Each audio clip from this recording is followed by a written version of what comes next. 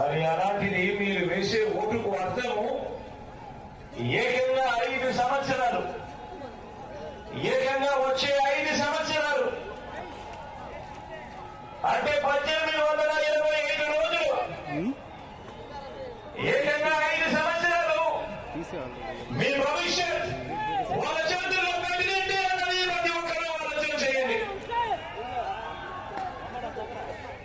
ఏకంగా మీ ఓటు దగ్గర వచ్చే 5 సంవత్సరాలు అధికారం ఇవ్వటము